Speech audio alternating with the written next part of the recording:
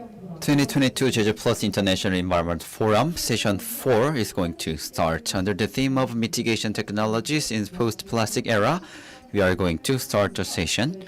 So if you have any questions, please leave them on chat on YouTube until the 20 minutes before the session. We are going to aggregate the question and deliver them to our speakers. So I'm going to deliver the microphone to the moderator. Please, the floor is yours. Good morning. The theme of the session is mitigation technologies in post-plastic era.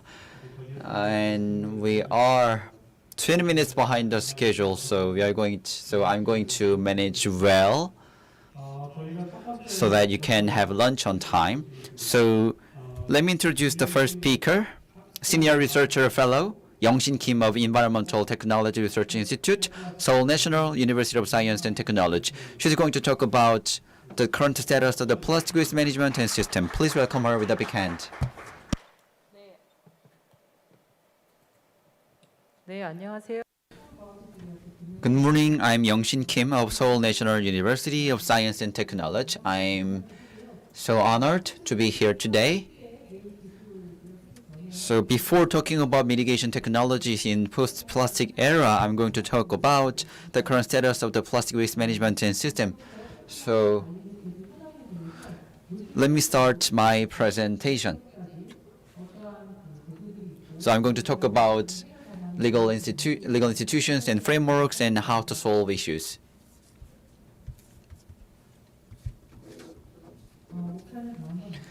This is the contents. So we can see the campaign plastic phase out. So I'm going to talk about the overview and background of such phenomenon. Currently, the number of single household has increased, and because of the COVID-19, we have shifted a culture toward delivery and food delivery culture. Because of that, single-use waste and unrecyclable waste have increased, and also many of those wastes have been dumped and illegally dumped. So when it comes to waste to energy, the facility's capacity is exceeded by treatment capacity, so that's why waste charge has increased. And also the export of waste has been banned, so those wastes are coming back to us, so that's why the total volume of waste has increased. Then what happened if it keeps going on? If you look at the picture, you can see the whole cycle from generation to disposal. You can find some challenges. And from generation, in an apartment, the private sector can collect, so it's hard to collect them responsibly. And when it comes to source separation, many plastics are mixed and contaminated. So in a selection facility, they should be sorted again, and there would be many residues. So if there are many residues, then plastic and waste should be landfilled. In that case, then landfills would be full of waste. And if it keeps going on and left unaddressed, then waste will not be treated, and it would be just piled up. So it could create a waste crisis. And if such trend keeps going on, what would happen? And if this pace keeps going on, then by 2050, 12 billion tons of plastic will be dumped into the nature and landfilled. And let's talk about microplastics. It could be penetrated into our food chain, so it would affect our ecosystem. So in the G7 declaration in Germany in 2015, global leaders declared and confirmed that marine litters are a global issue. And EU announced in 2015 circular economy package.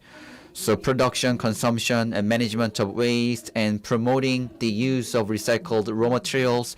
These 4 steps are implemented for circular economy, and they created 4 waste principles.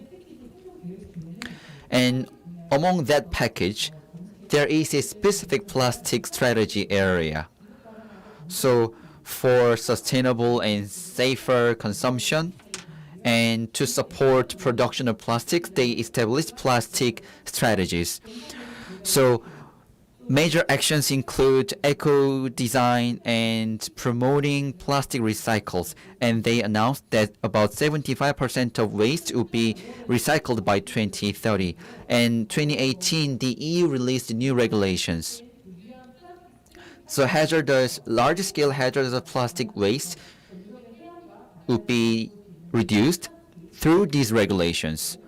So 10 types of single-use plastics and fishing gears were under such new regulations.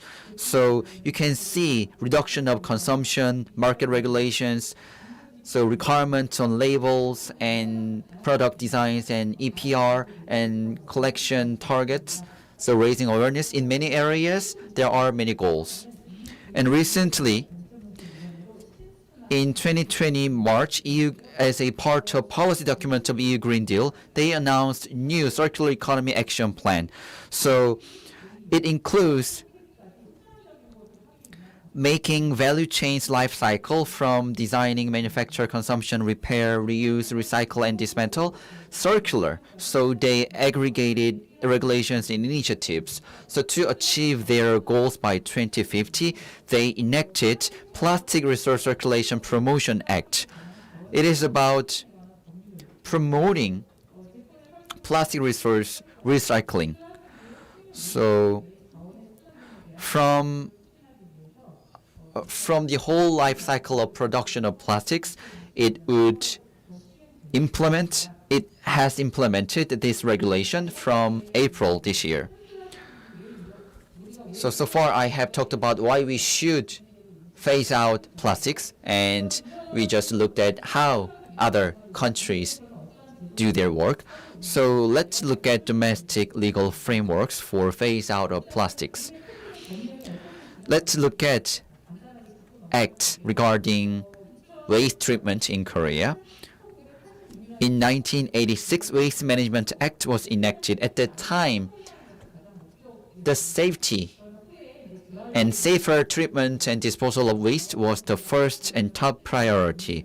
And we also enacted another laws and acts regarding recycling and resource saving, and act for resource recirculation for electronics and vehicles. And recently in 2018, Resource Circulation Basic Act entered into effect. So in the first place, we focused on treatment, and now we are focusing on resource circulation. And between safe treatment and resource circulation, there was recycling.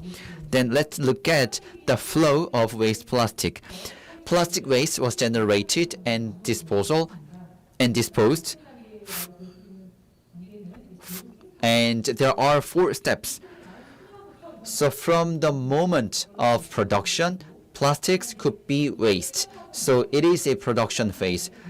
And distribution and collection would be following. And then the wastes are recollected and sorted. And collected and sorted plastics are disposed. And we have laws and principles and regulations for each phase. And I'm going to talk about each one by one. In 2020, we announced resource circulation policy. So in the process of reduction, we decided to produce waste reduction products, and we focused on promoting eco-friendly consumption. And for packaging, to prevent repackaging and excessive packaging, we created new standards for packaging. And to deter the use of single-use plastic, we are in this November, so regulations and regarding deposit for cups will be implemented. And there are other many regulations in place as well. And in the process of separation and disposal, since waste are delivered and transported by the private, so that's why the public said they would create a reliable collection system which the public will be responsible for. And since last year, households carry out source separation for transparent bottles separately. And there are many other measures as well. And in the process of selection and recycling, to improve the quality of selected products, the government said it would secure more selection facilities and it would ban the export of waste. And in the final disposal process, we are currently carrying out the revision process of the law. So to promote the local economy, the government will financially support the build of to the construction of facilities. And so far, the government has supported 10% of the construction costs, but it would be expanded to 20%. And next is K-Circular Economy Implementation Plan. It entered into effect in 2021. So with measures for each stage I mentioned before, it has many principles for production, raw material production, and product production and retail. So for further information, you can find the file I uploaded, and you can find the year flow. There are a lot of text, and it takes some time to organize it. So anyway, in 2018, the government released the first resource circulation basic plan, and in 2022, daily waste item phase out plastic measures, and in 2021, K-Circular Economy Implementation Plan was enacted. So we have a lot of work to do. So by 2024, plastic waste will be reduced by 20%, and our target recycling rate is 70%. And by 2030, CO2 emissions will be reduced by 30%, and we are going to shift a bioplastic society to 100% by 2050. These are our goals. I have talked a lot of legal institutions, and those frameworks have been improved, and there are some challenges as well. In the process of production, there are some assessment measures for circulation usability and packaging material structures, but they are not legally binding. So we need legally binding measures. And in the process of retail, so with just green product mandatory purchase scheme is not enough to promote the distribution of plastic recycled products. So Eco Action Point scheme should be activated to promote such green product purchase. And in the process of disposal, so plastics are mixed into daily life items. So we need to create some measures for giving incentives to those who carry out source separation properly. And in the process of recollection, the recollection industry is a bit simple, so their capacity is a bit limited. So we need to make more advanced and modernized recollection companies and facilities. I put a picture, photograph. So I went to my parents' home, and I found this plastic. I found this on my refrigerators, on her refrigerator. So PET bottle source separation scheme was implemented this year, and the scheme has been implemented and has been promoted like this.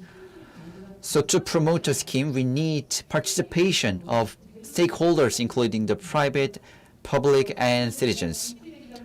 So I found this on my parents' kimchi refrigerator. So you need to check whether there are any legal frameworks or principles that you miss. So thank you for your attention. Thank you. Thank you so much for your presentation. And let me move on to the second presentation. The first speaker talked about the management of the waste, plastic, and management of them. And second presentation will be given by Mr. Kim Do-won, and it is going to be about the materialization of the use of the recycled raw materials. Please welcome with a big round of applause. Greetings.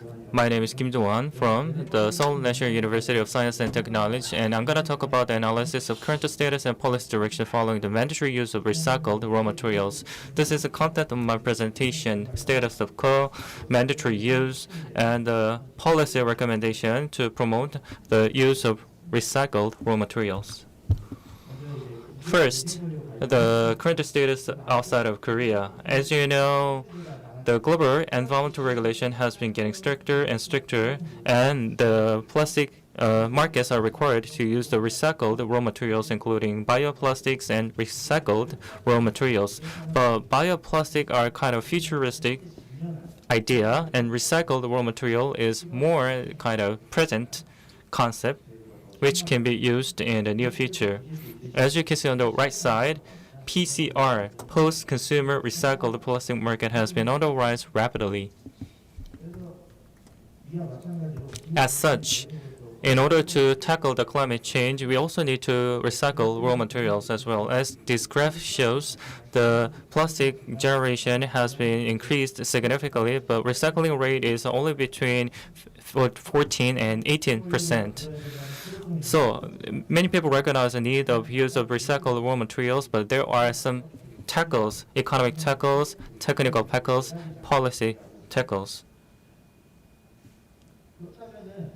So, in order to promote the recycled raw materials, we need to further understand the market itself.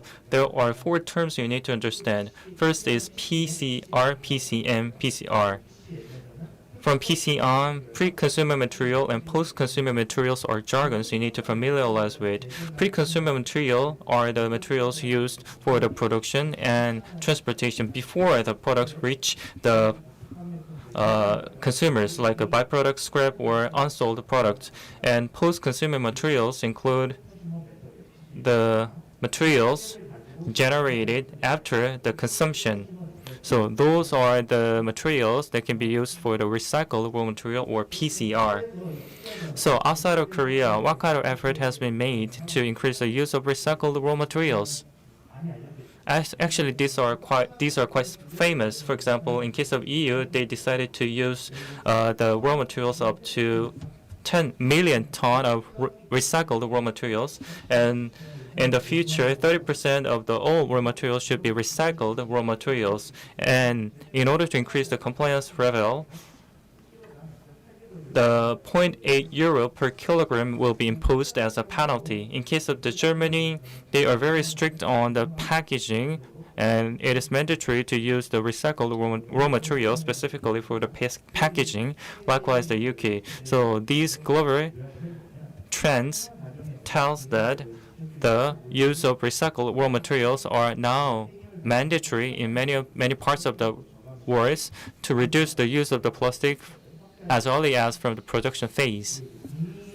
In case of the Americans, in California, in the US, by 2030, 50% of the materials should be recycled materials. Also, the petrochemical industry voluntarily decided to introduce the recycled raw materials. In case of Canada, likewise, the ratio announced was 50% of the recycled raw materials. And these gives us this kind of implication. The EU is stronger than the Americans in terms of the strictness of the regulation. So these countries suggest that it is global trend to mandatoриze the use of recycled raw materials. PCR ratio has been only increased, and the general consumers are also realize the importance of the use of the raw materials, recycled raw materials, and that affects their decision-making processes, purchase decision-making. And import and export regulation will also getting stricter as well. And not just packaging, but other part of the production will be affected by this kind of stricter regulation changes as well. So I think Korea has to seize a chance to seize the business opportunity in this PCR market. Then the current status of the Korean market. When we say recycled raw material is regulated by the Act on the Promotion of Saving and Recycling of Resources. It tells that the recycled raw material is the raw material that has been recycled. So this is quite vague and ambiguous. And recently, the pyrolysis oil has been very controversial because it has been recognized as a recycled raw material, but it is still ambiguous whether it is really raw materials or processed raw materials. So, what about the mandatory law on recycled raw materials? And maybe we can look into the circulatory economy implementation plan to understand of it. By 2023, the use of recycled raw materials will be mandatory, and by 2030, the ratio should be higher than 30%. And that kind of regulation will be imposed on the petrochemical producers or other material producers. In the case of EU or the US, the imposition was made on the makers, but we are imposing such regulation on material producers. So that is the difference. So we are regulating PET bottles, but PE and PET bottles will exceed 60% in terms of the percentage, so we have a long way to go still. And also, this regulations shows the regulation on the recycled raw materials or manual, you can say. So, plastic businesses are the designated businesses in this guideline, but there are three problems. First is it is mandatory to use the recycled raw materials, but there is no specific clause that tells about the penalty on non-compliances. Also, it is imposed only the material producers, not makers, and also it is limited to the PET materials yet. So, it is important to promote the use of recycled raw materials instead, and there are regulations on the promotion as well. For example, the waste disposal charge system or EPR system. Those two systems does not make the producers mandatorily use the recycled raw materials, so it is more kind of a market-driven voluntary type regulation, which in nature is quite weak. And also we had a great concern about the quality of the recycled raw materials. If you see on the right side, this is a national standard on P or PET. So these are the standard applied to PET or P materials, but it has not been widely adopted. So for the food containers, PET is being used, so there is a standard for the use of recycled raw materials for the food container, but that is not complete as well. Also, for the promotion of the use of recycled raw materials, the recyclability rate should be marked as well in the near future. GRI's SCCS certification would be the global example of the use of recyclability rate labeling. But in case of Korea, we are in the process of planning one and has not been implemented yet. Also, green certification system is the system that has been implemented for quite a long for the decarbonized products or recycled products. So under this certification, the public institutions are required to purchase a recycled raw material to a certain degree. So these trend shows that the purchase trend has been on the right, but there is a limitation as well. As you can see on the left side, the lack of information, lack of quality would be some of the examples of the problems. So there are 5 suggestions I want to make. First, if you want to promote the use of recycled material, there should be clear statistics, but there is none yet. So the promotion policies as well is very not sufficient. In case of the green certification, decarbonized or green certified product can be included, but there is no certification specifically for the recycled raw material. There should be one. Also, there is a lack of promotion or mentalization regulation. We only regulate the material producers, like I said, and not on makers. So I don't think that it should be more practical than the existing one. And also, pyrolysis oil is being used, but it is kind of radical, so we need to think twice whether it is proper to include it or not. Also, lack of the consideration for the stakeholders.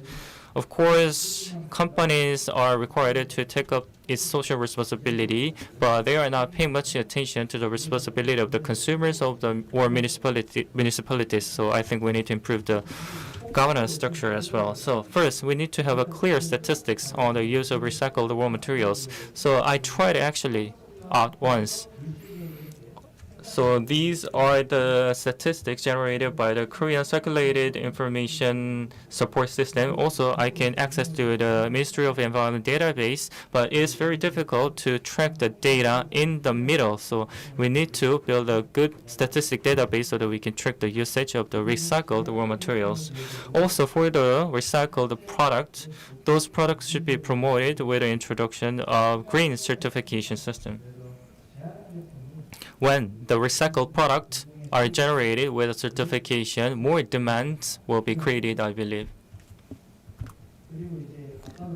Like I said before, the practicality is not sufficient, I said. So there is no penalty on non-compliance. So it's very difficult to increase the compliance level. So we need to have kind of penalty system.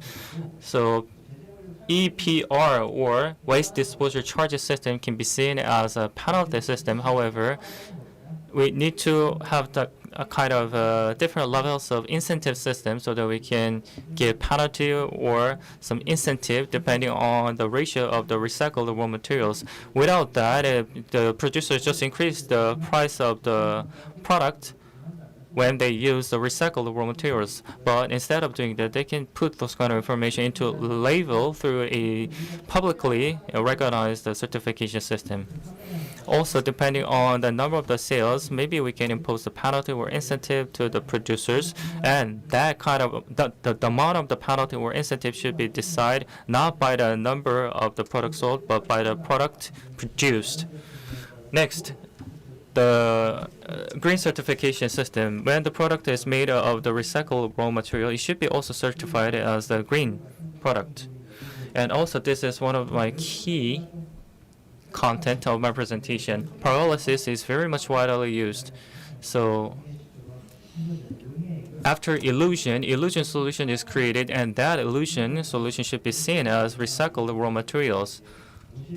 But when considering the climate change and impact on climate change, I think there should be certain regulation on the product made of pyrolysis. As you can see on the right side, this is the process of chemical processing of the plastics.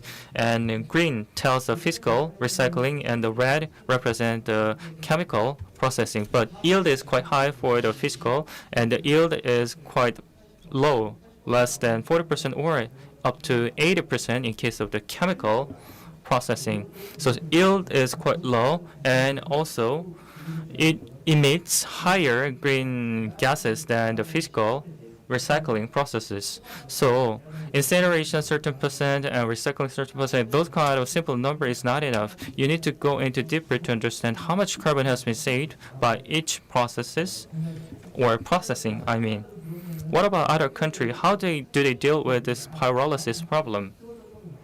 This is quite ironic because those kind of country, advanced country, usually focus on the promotion of use of greener products.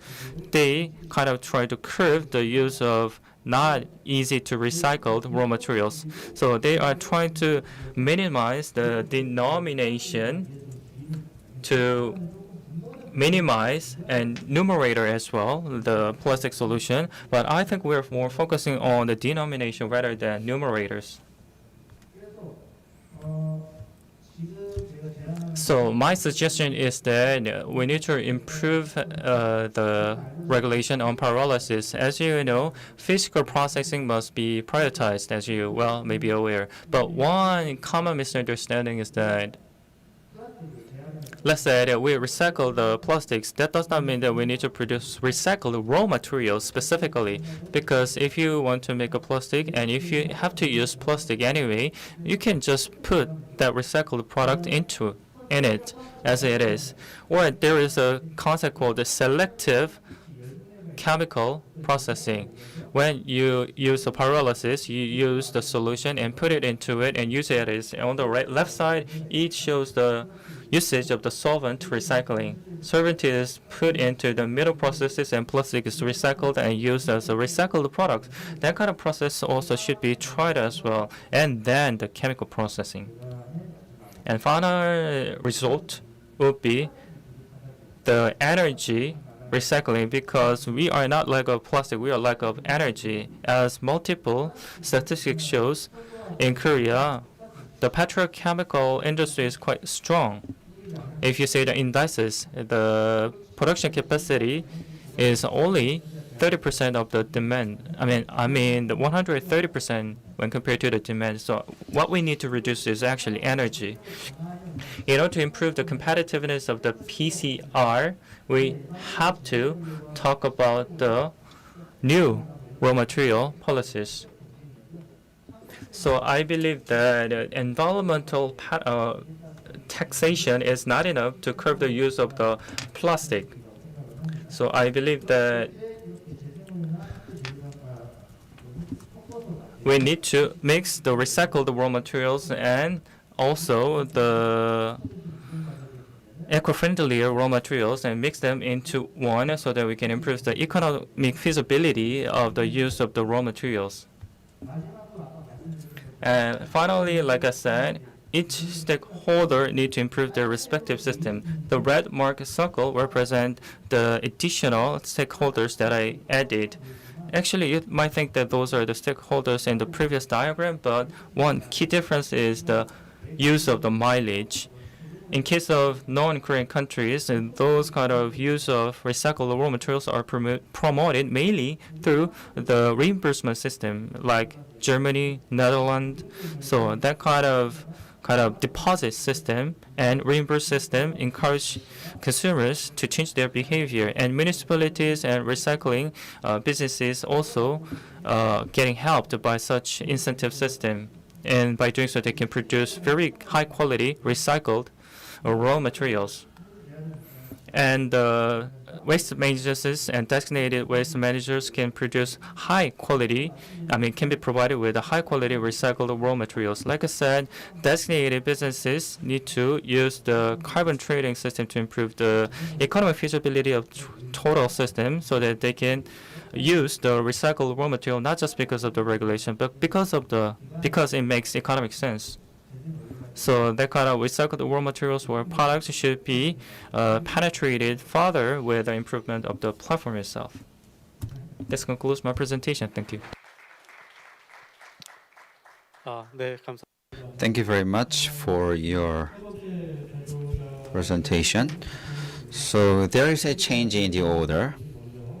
So Professor Kim Hyun-wook of University of Seoul will deliver his presentation first under the theme of Management Directions for Microplastics in Sewage and Wastewater. Please welcome him with a big hand.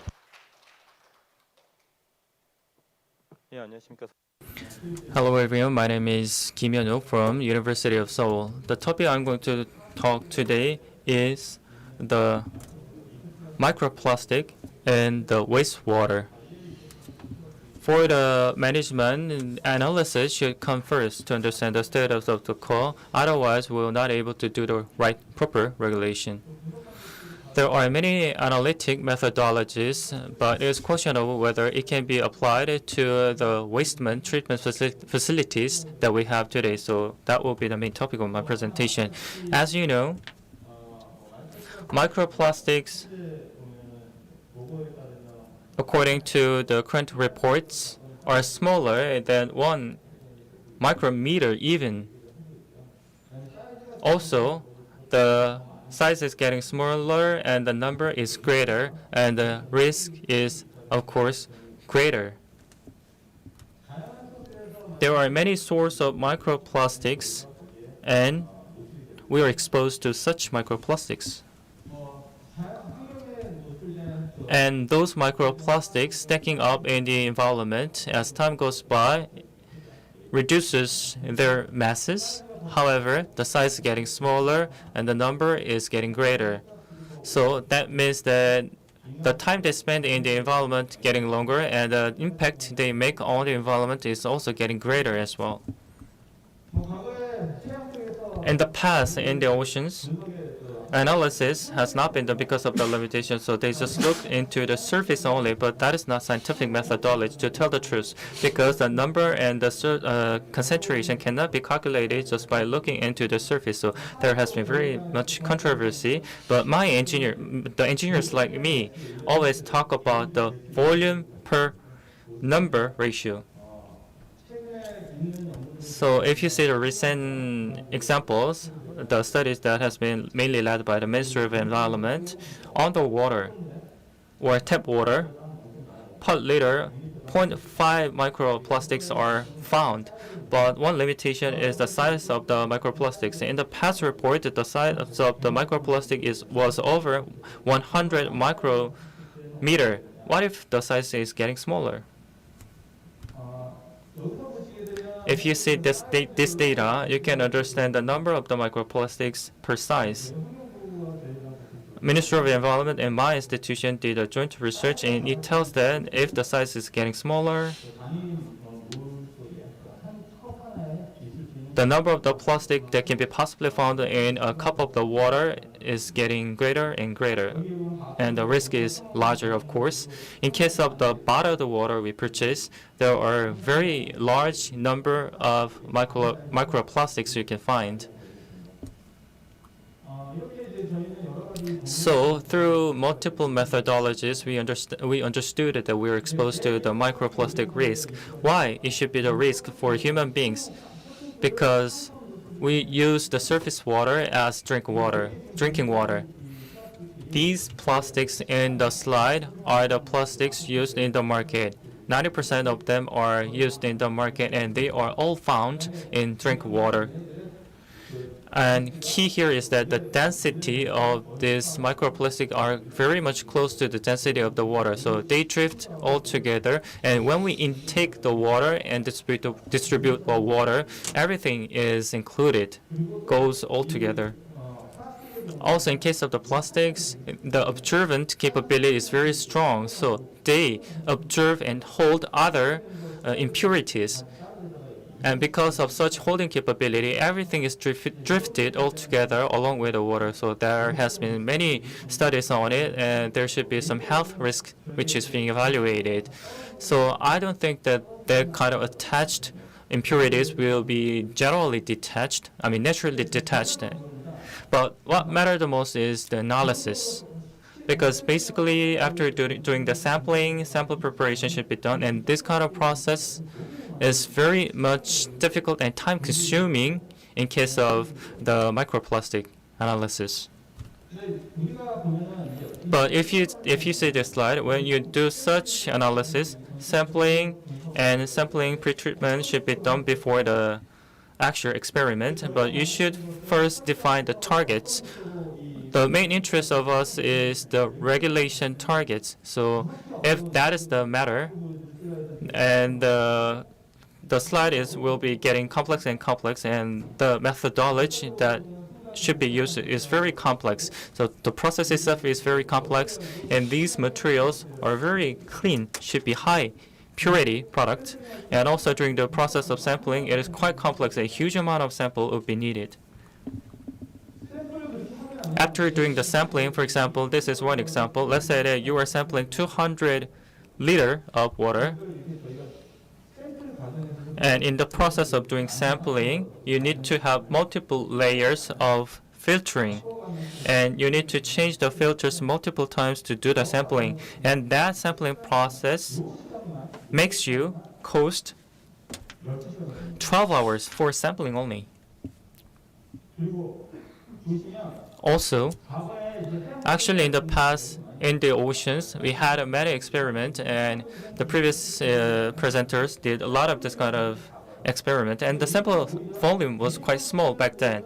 But in case of my experimentation, 5 millimeter, 10 millimeter microplastics are not much risk to human beings because you can digest it and just put it out. But microplastic is more riskier.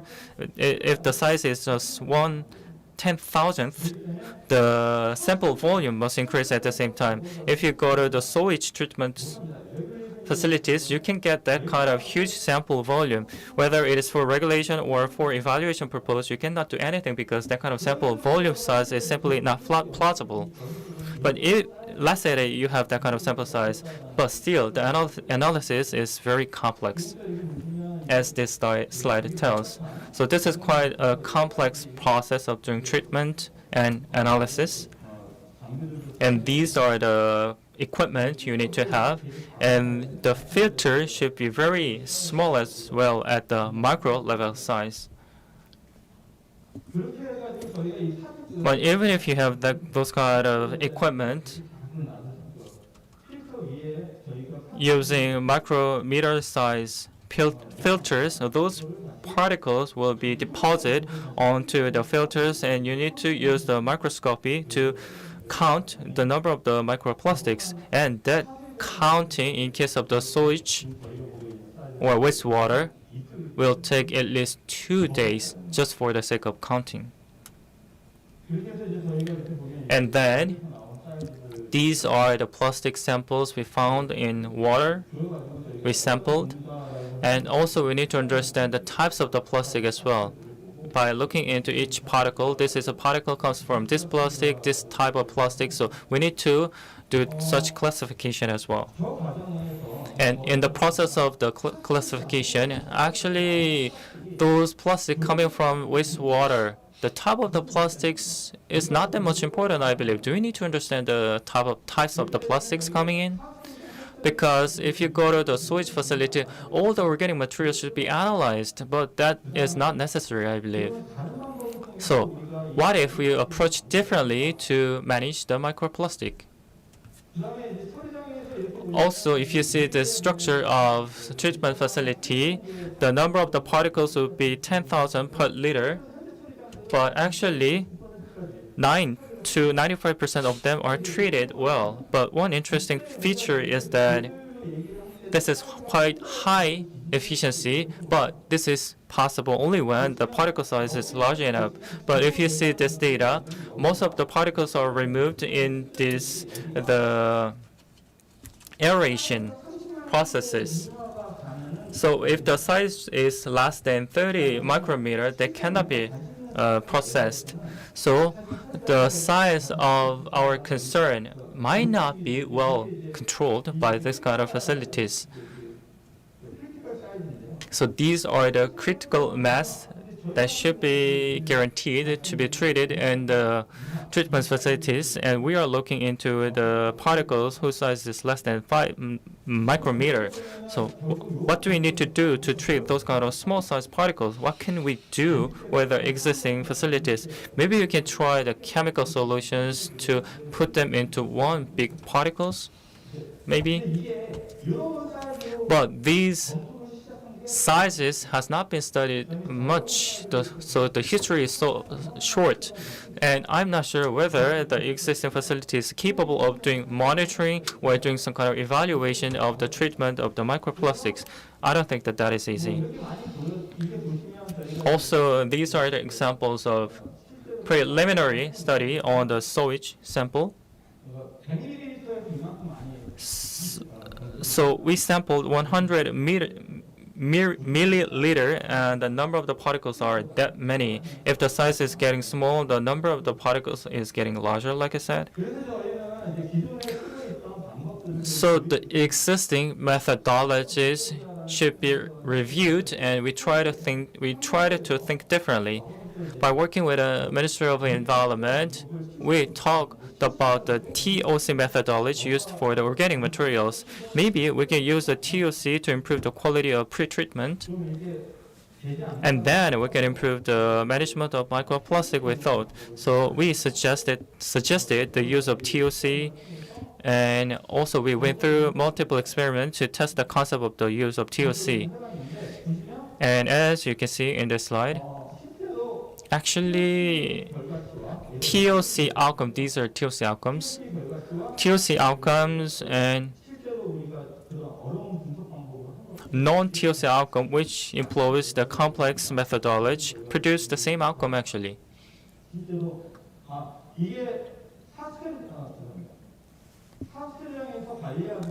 So these are typical TOC that is used by the water treatment facilities, and 10% of the water organic materials discharged by the wastewater treatment facilities are the plastic induced, we found. And the number of the plastic, those plastics,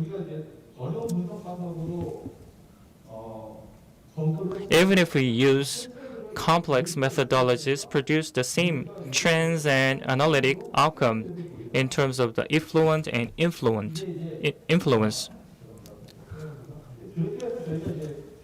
So we did multiple rounds of the testing and experiment, and we realized that for the general and sewage treatment facilities, we should employ more intense TOC methodologies, and by doing so, we can understand the impact of microplastics on water. And based on that understanding, we decided to develop more advanced analytic methodologies for the microplastics in sewage. I hope that the sewage facility operators actually, instead of spending 1 million won on just one sampling, they can just simply improve their existing TOC methodology to understand the number of the microplastics in the existing waste water. Thank you so much for your kind listening. Thank you very much for your presentation. So, the fourth speaker is Dr. Kim Jeju of Eco Innovation Convergence Research Center of KOTT Testing and Research Institute. As he mentioned before, he's going to talk about how to analyze microplastics. Please welcome him with a big hand. 네, 반갑습니다. 소개를 받 Good morning. As I've been introduced, I am Kim Jeju of KOTT Testing and Research Institute. As Professor Kim of University of Seoul mentioned, I'm going to talk about a bit more in detail about what he talked about, and I'm going to talk about how we should go forward when it comes to microplastic analysis. So let me give you a similar example. In the 1960s and 70s, in a laboratory, we measure pH of an solvent, and it takes about half a day.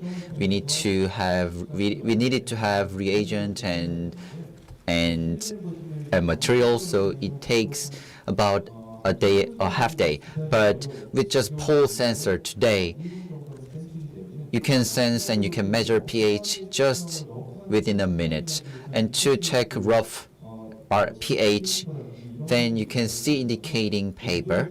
So depending on purposes, you can use pH meter or paper.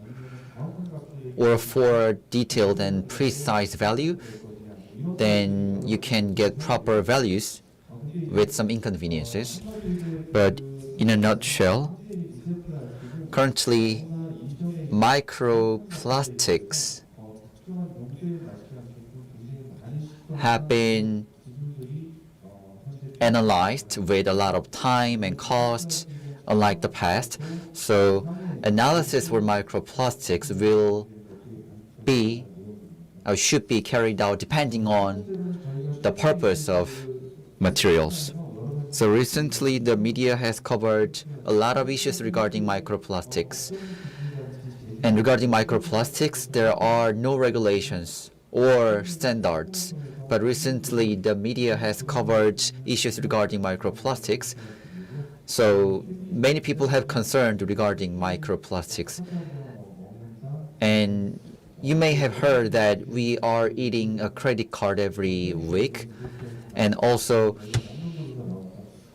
you may have heard about articles regarding water containing microplastics and some products for baby containing microplastics.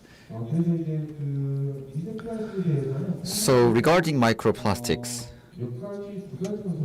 there are two methods for analysis. If you look at the unit, we need to find out how many grams per unit. First method is about spectrometry-based equipment. So we should detect and identify how many particles in a sample. And this method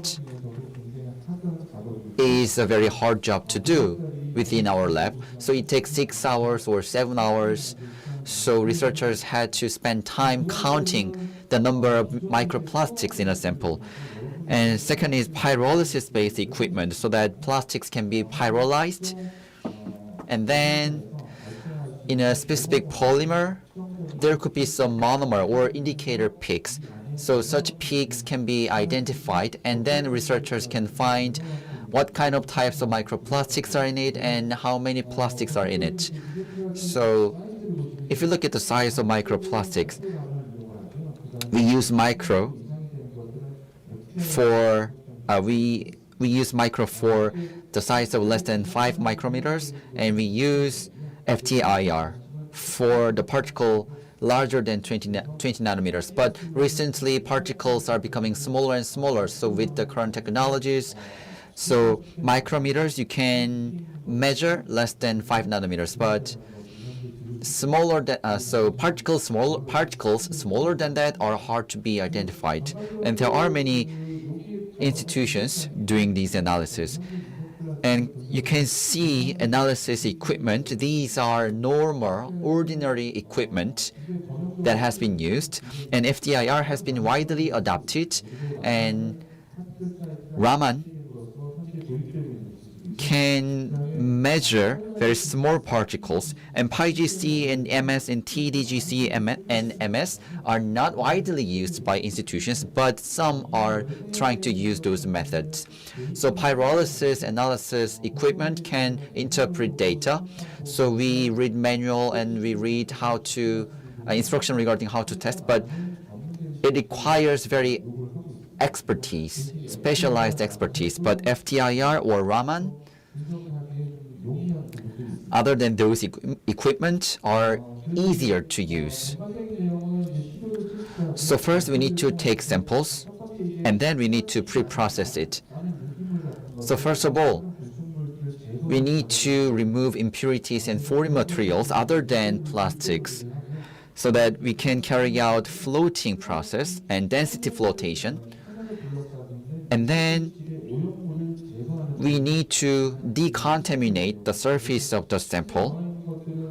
So currently, we can use many chemicals, and so far there's not yet organized method. So, and then visual identification and quantification and identification process are going on.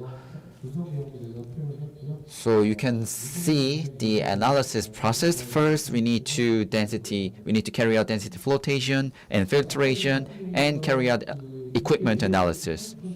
So it is very time-consuming procedure, as I mentioned before. Why? Because if the diameter is 25 millimeters,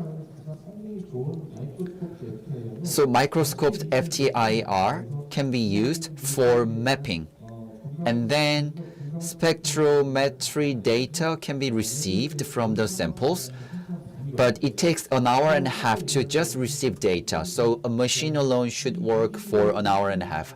And after receiving all the images, then we can identify particles. It takes a lot of time. And Raman has the almost similar procedures. So FTIR and Raman have their own advantages, and it is the introduction slide of FTIR and Raman method. So there are some limits of spectrometry. First of all, pre-processing is not yet well organized, and particles are very small. So within this space, microplastics are being generated and released in this room. So decontamination is a hard job to do, and it takes a lot of time, as I mentioned before. And in a conference or in a joint research committee in Europe, you can see that the same data can be diluted and it can be distributed globally, but there is a 50% of difference when it comes to data, and it can be up to 100%. So there is a huge possibility of margin of errors. And theoretically, it is very simple, but the data itself is very hard to interpret. So without expertise, you cannot interpret the data. So this is a takeaway message. Then, what kind of direction should we take for analysis? This is just my opinion. Spectrometry is, I guess, appropriate for drinking water and environmental sample. Then with this, you can analyze the size of the particles and what is in it. So it is very meaningful, I guess, but for sewage and wasted water and microplastic coming from laundry, there are so large volume of it. And it's about 2 million and 4 million particles. To us, it is just many particles. So it's hard to say 4 million particles is twice more than 2 million particles because it is just many particles to us. So to check the source of pollution or sewage or detergent, it's appropriate to use spectrometry.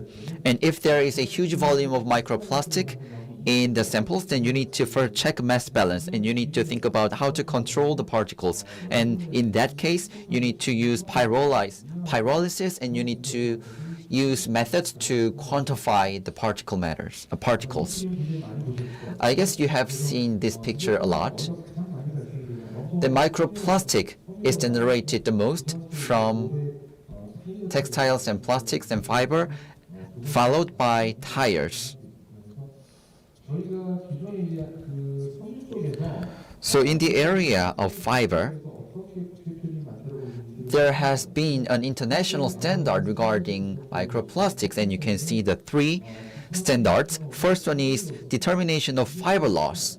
It is not about microplastic. So it is about fiber loss from fabrics. So you can weigh those lost fiber. And second is qualitative and quantitative evaluation. And third one is looking at fiber lost from released and lost from materials. So our main target is synthetic fiber. So we are currently looking at how much microplastic is released from fabric after laundry. So that's currently we are proposing these kind of standards to the world. And first you need to sample and do the laundry and filter them. Then you can find polyester, cotton, and nylon. If they are synthesized, then those 2 materials are released. And through the process of purification, if natural fiber and synthetic fiber are mixed, then we should get rid out of natural fiber, and then we can analyze. Then with the standard, we carry out sampling. If you look at it, you can see the laundering process. So if you use this machine and equipment, its effect is same as 5 times of laundry. So microplastics are released a lot until the 5th times of laundry.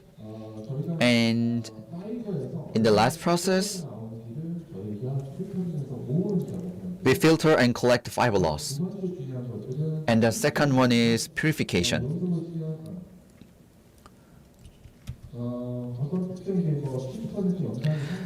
So about 70% of acid or sodium hypochlorite can be used. So PET polyamide. So without any loss, cotton, wool, silk can be gotten rid out of from the sample. So this is how we carry out purification process. So let me explain this picture. You can find the process of weighing. You can see PET and cotton mixed. And we can use specific acid fluid, then you can get rid of cotton, then only PET is left. We can use sulfuric acid, and with that left PET,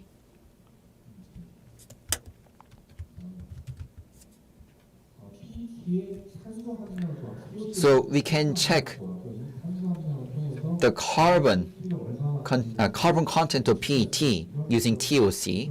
So this is how we carry out analysis. And what does it mean? So theoretically, PET contains 61% of carbon. We can know it theoretically. But after identifying the content of carbon, then if you multiply it with TOC, then you can get the content and weight of synthetic fabric.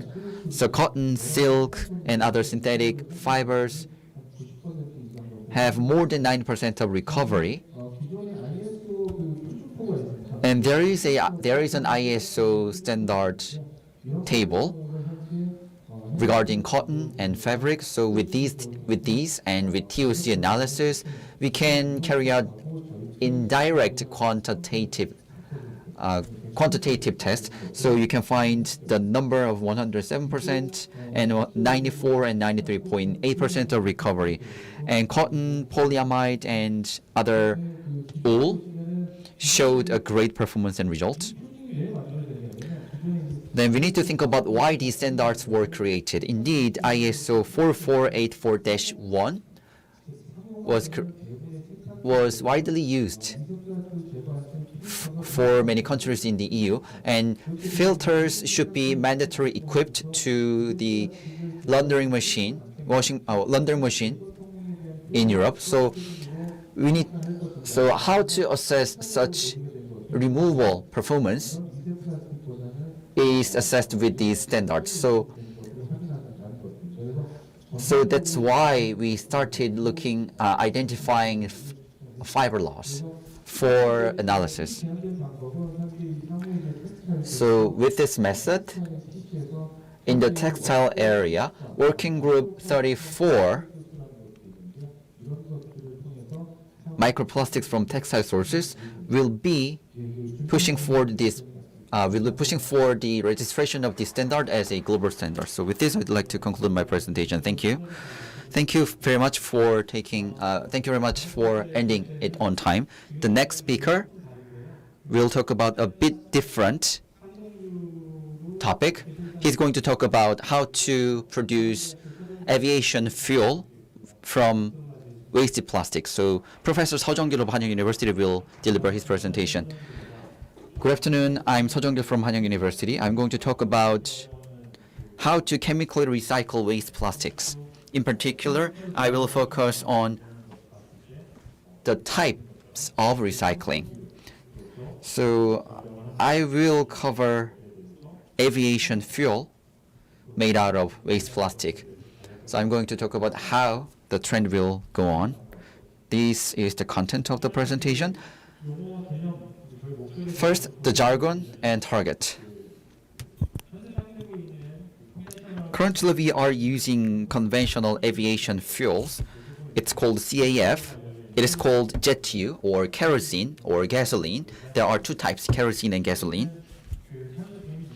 Anyway, we have the issue of carbon neutrality and environmental issues that need to be tackled. So to that end, rather than CAF, we started thinking about using eco-friendly or sustainable fuel.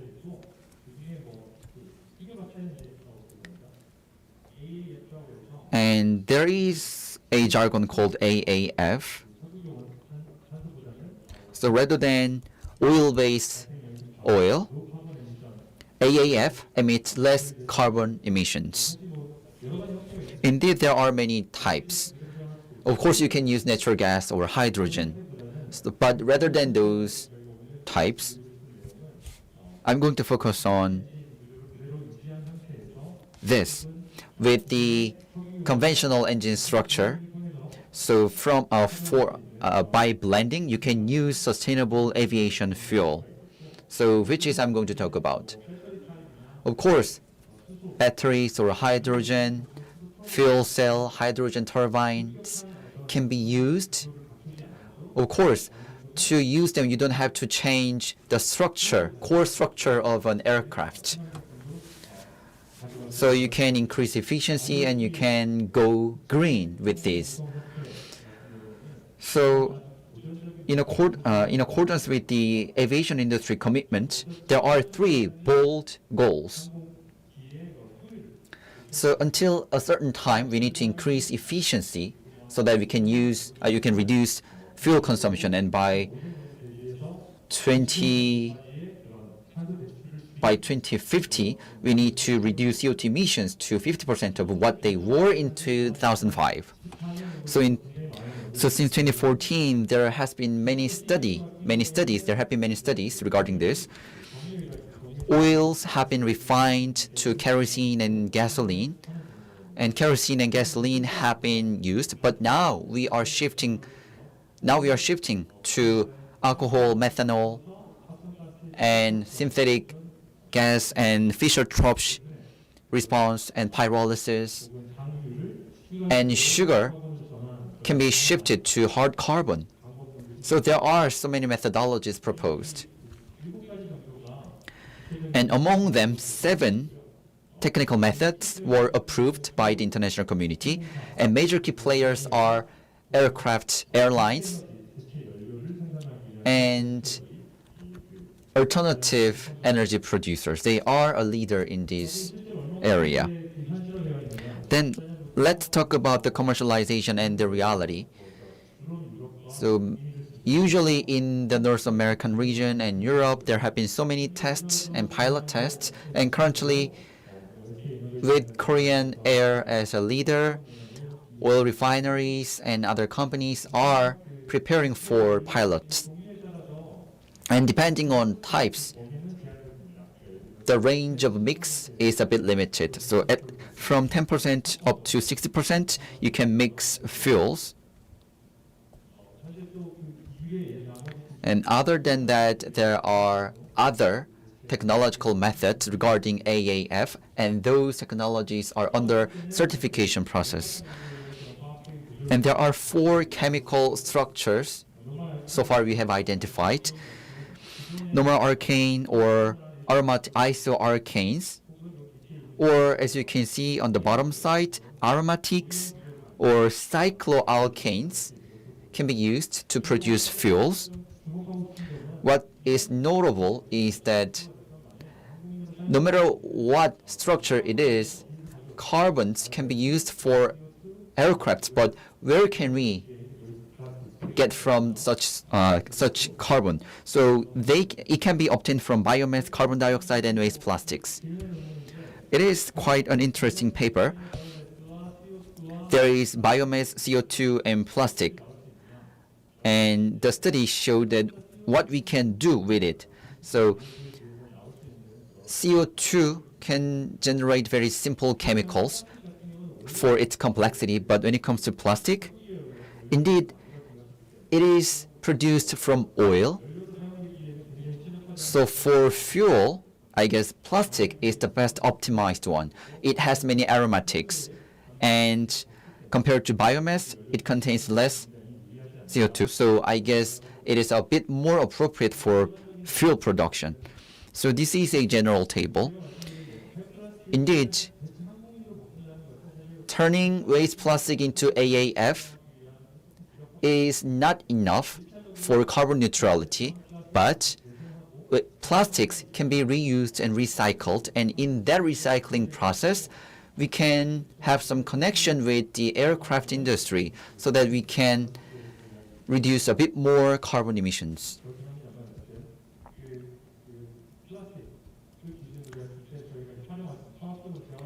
Anyway, we can chemically recycle plastics.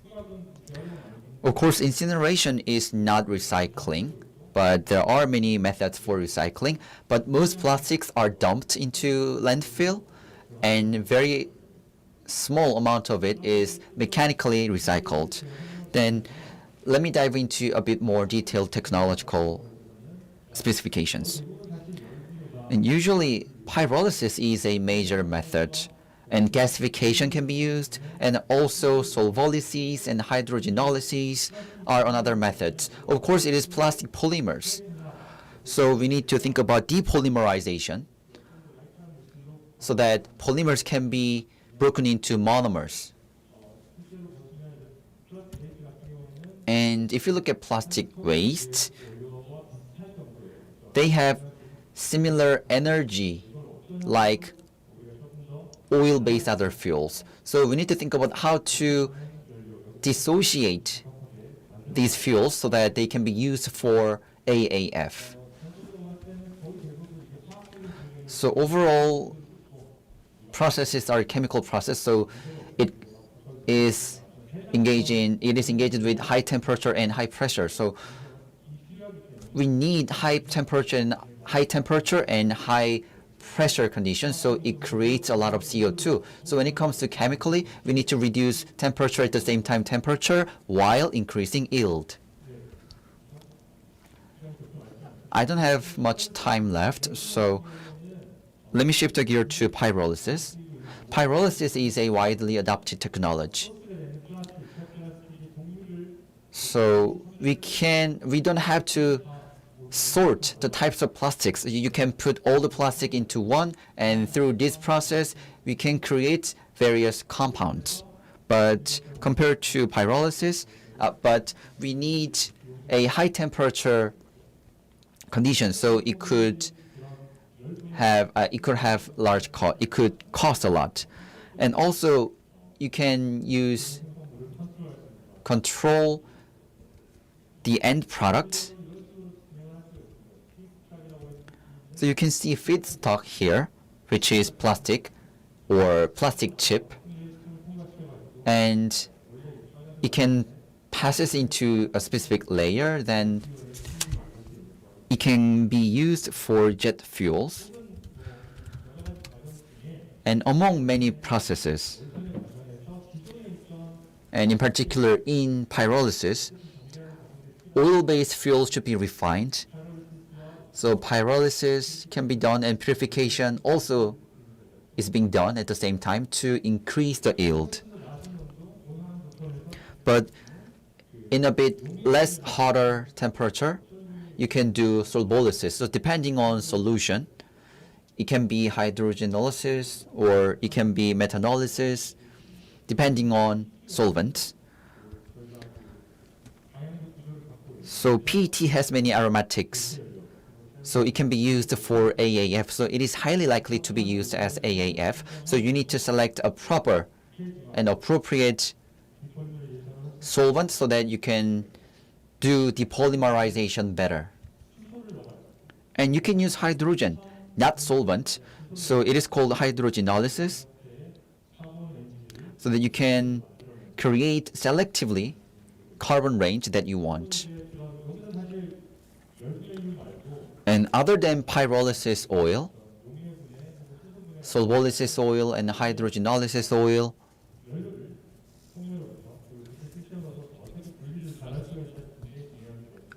can be used to dissociate catalyst. So theoretically, with only plastic waste and catalyst, it can be dissociated so that you can produce high quality of fuels. So with microwavable method, you can reduce and decrease temperature and pressure conditions. And tandem hydrogenolysis and aromatization can be used to create AAF, and there have been many studies regarding this. And a variety of plastics are mixed, and those mixed plastics can be processed with this. That method is pyrolysis, but solvolysis can also be used to process mixed plastics, and there were some good results indeed from some research. And you can see properties and characteristics of alcoholysis and solvent-free hydrogenation. So due to time constraint, I'm going to skip it. So through depolymerization, you can create monomer, and such monomer can be used for chemical reactions so that you can create cyclic hydrocarbons or aromatic structure AAF. So we have conducted similar studies. Let me briefly introduce our research before I conclude. So with waste plastic sources, we use solubilisis, and with the best optimized solvent, we are currently studying chemical structure that can create AAF with high quality. And basically waste plastics with aromatic structure can be shifted to cyclic waste for AAF. So I don't have enough time to talk about it in detail. So CO bond and CC bond are very important, and whether you can cut it selectively is very important to create and produce AAF. And we can cut PET bottles. So PET can be analyzed by solubilisis. And then you can see conversion rate and selection rate, and about 70% of conversion can be identified. So about 80% can be converted from a bottle of Coca-Cola, and these are detailed results. And there are so many similar studies going on. But from this slide you can see we can treat and manage a variety of plastics. Almost all factories are using hydrogen, which is very expensive. Then how to reduce the volume of hydrogen would be the key topic of future research. So just as mentioned before, the solid and solid contact problem between plastic and solid catalysts remains a challenge. And the demand for aircraft and the aviation industry is expected to going up. Is going to go up, but there are no options, so we need to create sustainable aviation fuel. That is the goal of our project. So with this, I'd like to conclude my presentation. Thank you.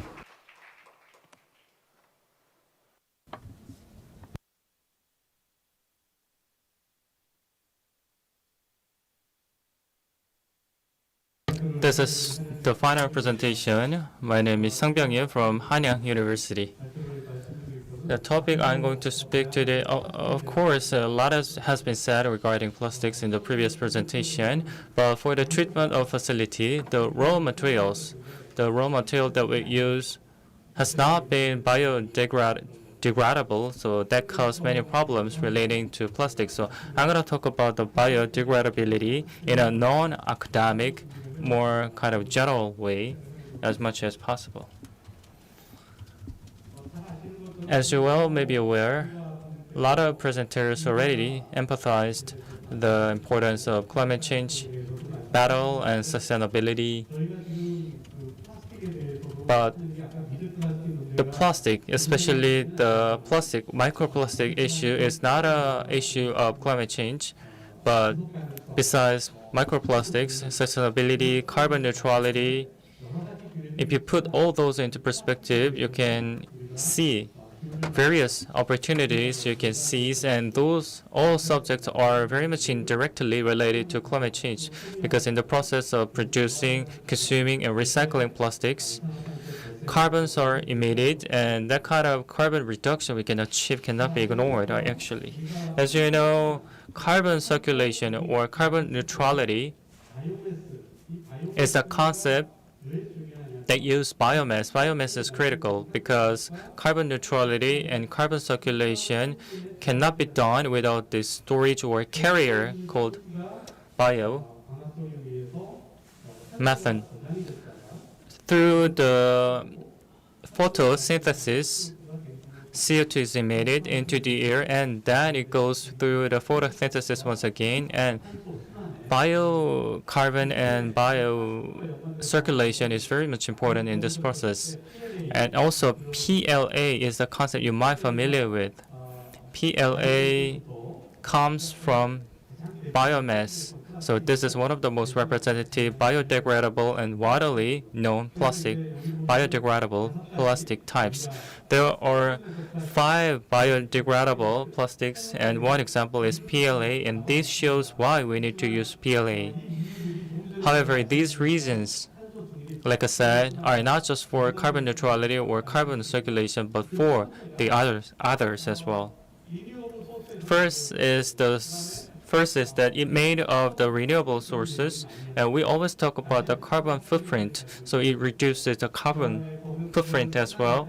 And in the process of making PLAs, the temperature and pressure that requires are quite low, which means energy usage is quite low as well. And it is literally biodegradable, which is another merit of PLA, and circular economy can be contributed by PLAs as well. So these biodegradable, albeit the product might be different, has this kind of 5 merits in all biodegradable plastic types. And actually, I wanted to explain this kind of social issues, but those has been already covered by the previous presenter. Plastic-induced problems and recycling rate, which is quite low in Korea. And so far, consumers separated waste, and that separation of waste by consumers were the only measures we resorted on, and we realized that that is not enough anymore. And also, you are familiar with this kind of news. Because of the plastic, the earth is heavily affected, and many presenters already covered this kind of plastic-induced problems. These plastics, as you can see here, are already key part of our daily lives. So plastic can be found in our daily lives everywhere. You are sitting on this chair at this venue, and when you go out, when you have lunch, most of the product or consumable product you will use are made of plastics. So I would say that we are living in the age of plastic age. So these plum-fraught plastics must be well used while preserving the nature. So what would be the solution? I will skip some slide because these are unnecessary. So I wanted to make my presentation more interesting, but I don't have much time to make it happen. So petrochemical-based plastic should be replaced with biodegradable plastic. And first consideration you need to make in this transition is the raw material, like I said. Biomass should be the raw material starting point to begin the circular economy, like I said in the previous presentation. So these biodegradable plastics,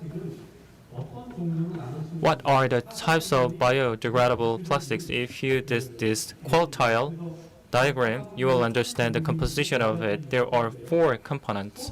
First, from the perspective of source, the source must be from bio on the top, or it can be made of petrochemical product. And also, depending on the biodegradable capability, it can be classified into 2 types as well. So there are total 4 types.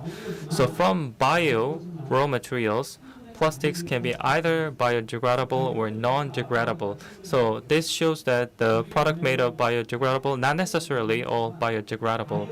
Also, like I said in the PET bottle, you can use biomaterials for the PET bottles. So that is classified as a bioplastic, which is biodegradable, and another one which is not biodegradable.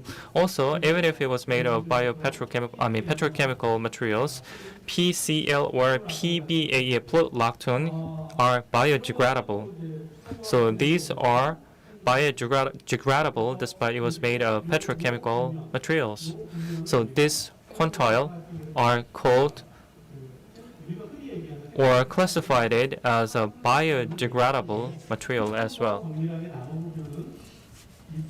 Or this part, this quarter space, also can be called bioplastic as well.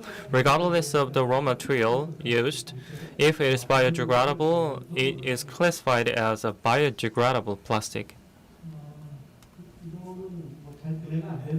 So this slide shows the example of non-biodegradation. So instead, you can make a comparison between the product made from petrochemical refinery and from biorefinery, and all the CO2 goes back into feedback into biochemicals. So this shows the difference between the existing technology and the future bio-driven technology.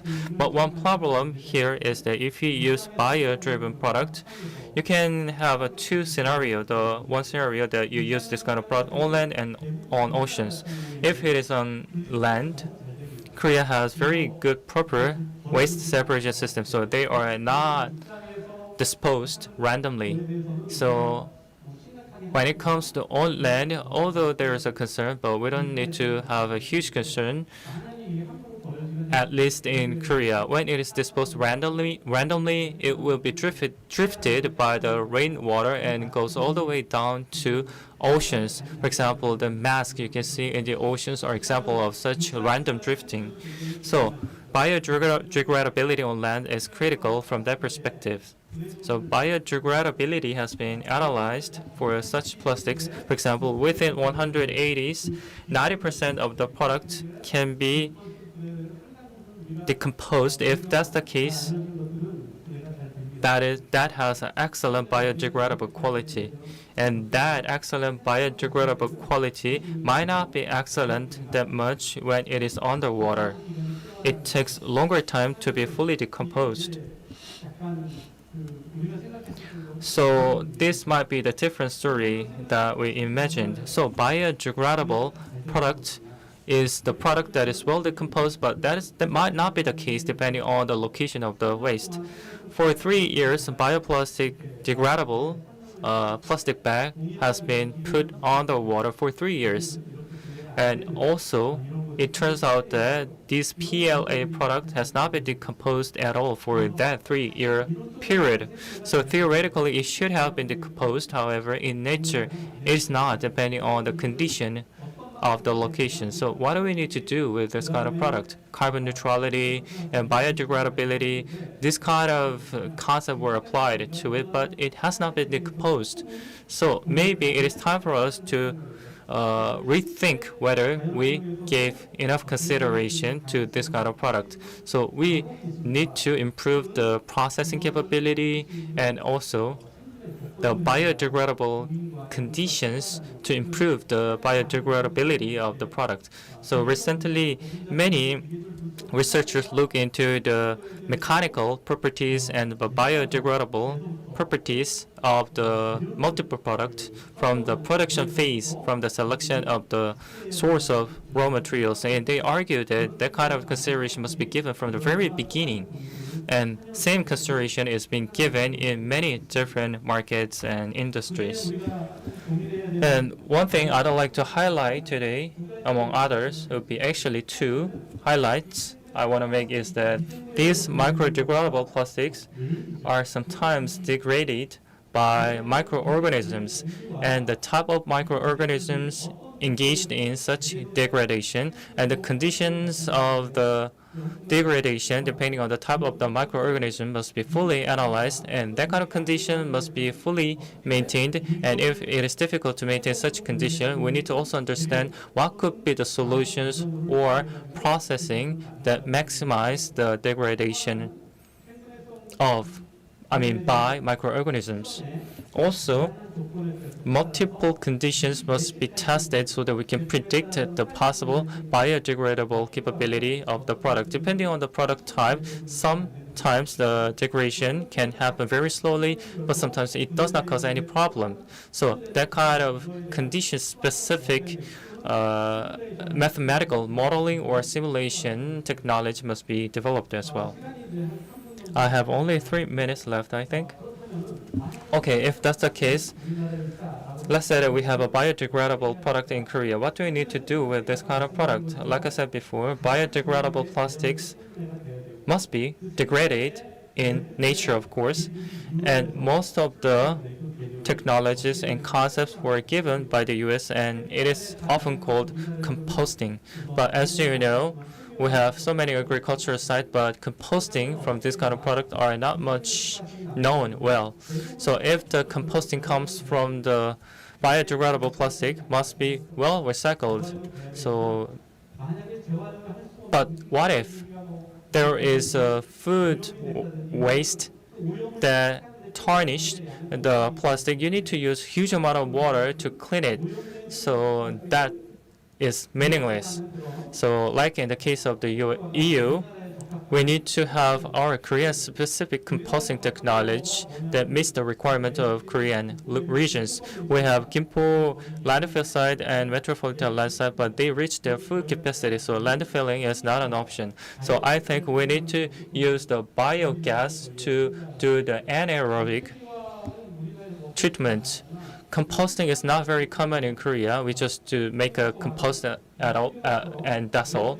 But anaerobic digestion can produce biogas as a byproduct at the same time. So that kind of anaerobic digestion is my recommendation.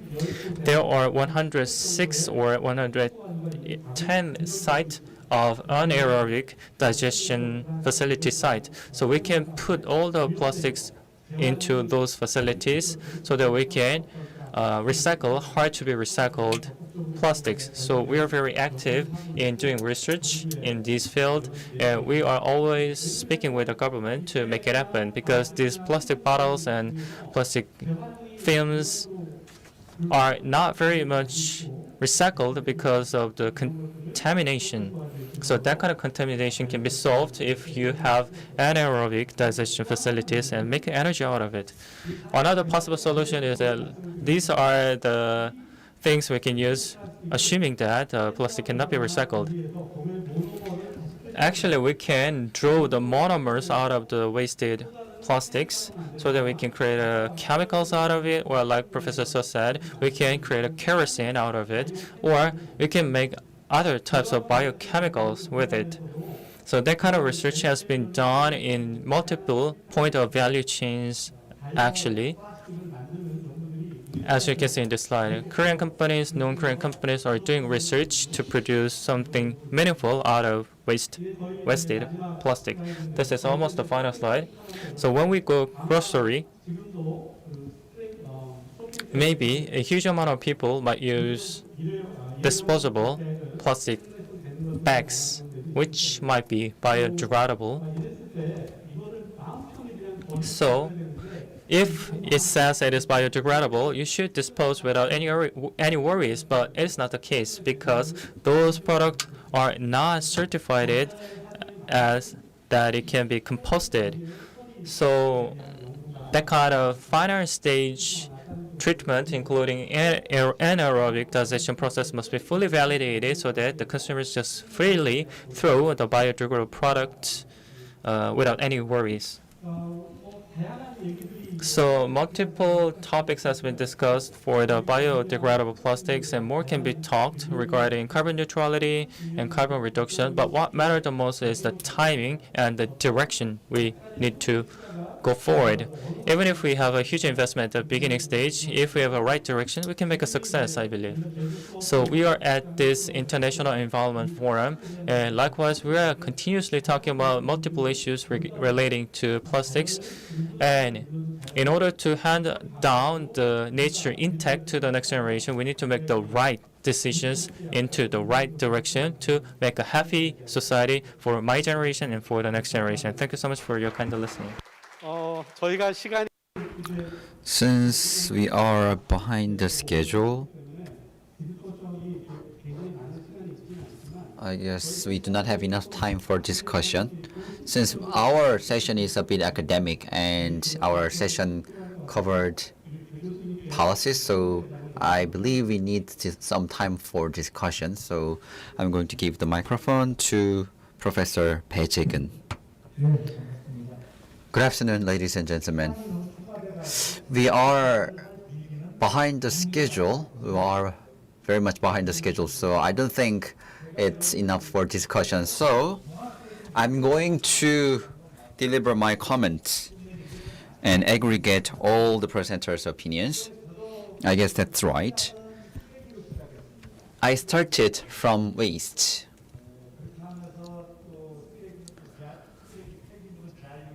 And waste should be recycled, so that's why I studied recycling.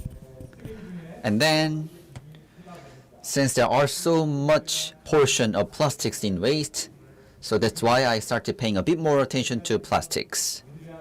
So in my university, we have representatives and speakers from our university, but we have post-plastic specialized graduate school. So that's why we have studied the international trends regarding trends and studied the future directions as well. But the essence of the plastic issues is that non-degradability. Degradable and collapse are different. Of course, plastics can be broken into pieces, but they cannot be degradable. That is the essence. However, there are so many policies and legal frameworks, but if you look at the directions of them, I think it is a bit not right. As Dr. Sang and Professor Sang mentioned that biomass plastics have been talked about a lot. So of course it is created from the materials of animals and plants, but they are hard to degrade. But it can reduce CO2, but it is not a solution to the essence of the plastic issue. But when it comes to plastic issues, the Ministry of Environment are allergic to this. So policies for Ministry of Environment are not willing to create policies specifically for microplastics. So I guess we need to have some improvement. So the second essence of plastic is that we have not enough facilities and sites to treat it. In 2018, we banned the export of plastic waste to China. There are some challenges. We haven't failed to complete plastic recycling scheme. We have carried out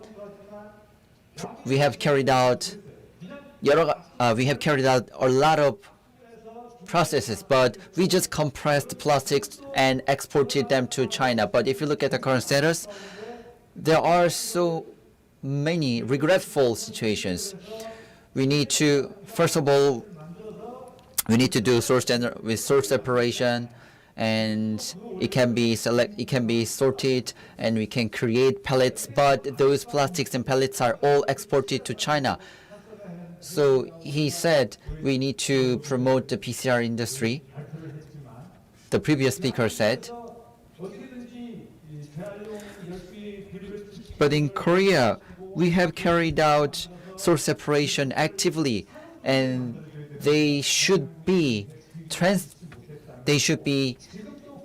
shifted into raw materials, and those raw materials should be used for products, and consumers should be able to buy such products. But that is not the case in Korea right now. So we need to carry out complete process of recycling. And what we have talked a lot is that we should deter the generation of plastics. We have talked a lot about tumblers. And regarding the tumbler, the media came to me yesterday and wanted to have an interview. How many tumblers do you have? Or your house? I guess I have 10 in my house. And to create those 10 tumblers, if you aggregate all the energy consumed to produce that tumblers, I guess it would be better to use paper cups. So, and the previous session, the previous speaker said that they created tumblers and they distributed them, but we need to check out the statistics regarding the tumblers and production of them. But in some way, we are currently going backward. So when it comes to deterring the use of deterring the generation and use of plastics, we need to do more.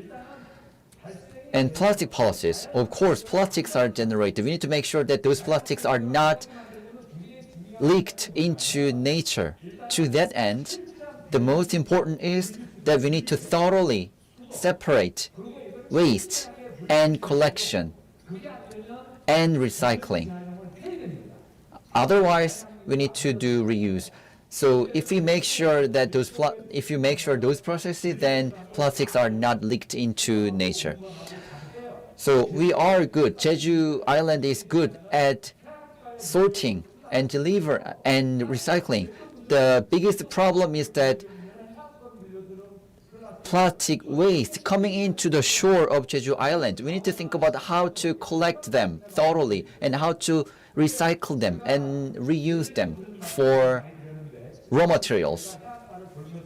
Yesterday, I visited some coasts in Jeju Island, and I looked at very closely, and I found out that Jeju practiced a lot and thoroughly all plastic waste floating and coming to Jeju coast are recollected. We need to think about how to recycle and treat them. So I guess plastic is a better coal than actual coal. So we need to make sure those plastics can be shifted into energy so that those plastics are not leaked into nature.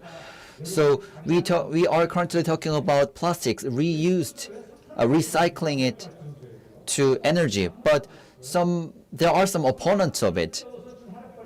Currently, we are operating coal-fired power plant. But wasted oils are refined for coal-fired power plants. But we cannot burn such wasted oils because of law and legal frameworks. Waste plastics should be filtered and refined and recollected. If we use those wasted plastics that are not sorted as raw materials replacing coal, it would be good, but it is not the case now. So such issues should be resolved by Jeju Island, and the result of it should be shared countrywide. So when it comes to plastic waste, we need to make sure that those plastics are not going to the environment. That is the biggest challenge and task. And to that end, we need to have multiple steps. So Jeju declared plastic-free island initiative, but of course we have a good system in place for waste generating from household and companies. So Jeju needs to take care of plastic waste coming to the shore of Jeju Island. So Jeju should allocate specific budgets for it, and specialized systems should be installed and operated. This is my personal opinion. So rather than discussion, so I have so far briefly shared my opinions regarding policies for plastic waste. So thank you very much. Thank you so much for your participation. Please give them a warm round of applause once again to 7 presenters and moderator. In this time of post-plastic days, we talked about the migration in technology. So this concludes the morning session, and please enjoy your lunch in the same place, Delicia. Enjoy your lunch, and if you need to wear the badge to enter the luncheon venue. I will meet you once again at 2 o'clock. Thank you.